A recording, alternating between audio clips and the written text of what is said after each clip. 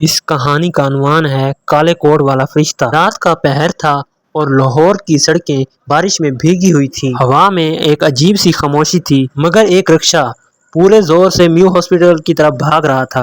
رکشے میں ایک نوجوان لڑکی بیٹھی تھی جس کے بازو سے خون بہہ رہا تھا۔ اس کے ساتھ ایک چھوٹی بہن بھی تھی جو آنکھوں میں آنسو لیے بیٹھی تھی۔ بس ایک ہی دعا زباں پر تھی، اللہ میری آپی کو بچا لے۔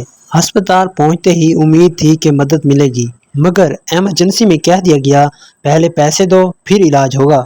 رحم کہیں نہیں تھا۔ چھوٹی بہن نے ہاتھ جوڑ لیے اور گڑ گڑا کر کہا، میری آپی مر جائے گی، پلیز علاج کریں۔ مگر سب نظریں چرا کر نکل گئے۔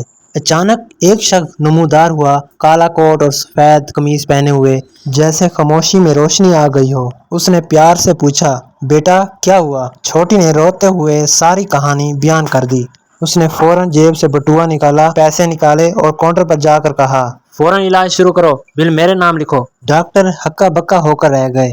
چند لمحوں میں ڈاکٹر حرکت میں آ گئے۔ لڑکی کا علاج شروع ہو گیا اور چھوٹی بہن کو لگا کہ یہ کوئی معجزہ ہو گیا ہو۔ جب چھوٹی بہن نے اس شخص کا پلٹ کر شکریہ ادا کرنا چاہا تو وہ جا چکا تھا۔ نہ کاؤنٹر پر نہ گیٹ پر، بس غائب۔ کسی نے اسے آتے جاتے ہوئے دیکھا ہی نہیں تھا، ایسا لگا کہ جیسے وہ تھا ہی نہیں۔ ہفتے گزرے اور لڑکی صحتیاب ہو گئی، مگر وہ چہرہ، وہ کالا کوٹ دل سے نہیں نکلا۔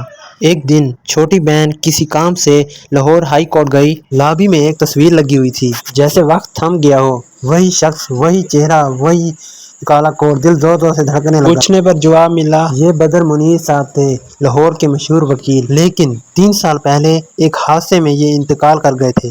کیا وہ انسان تھا یا فرشتہ؟ پتہ نہیں، مگر اس دن ایک کالے کوٹ والا فرشتہ یقیناً آیا تھا۔ کیا آپ نے ایسا سنا ہے کہ کوئی مرنے کے بعد کوئی جان بچانے واپس آئے؟ اگر ہماری کہانی آپ کے دل کو چھو گئی تو لائک اور چینل کو سبسکرائب اور شیئر کرنا نہ بھولیں۔ تھینک یو، شکریہ۔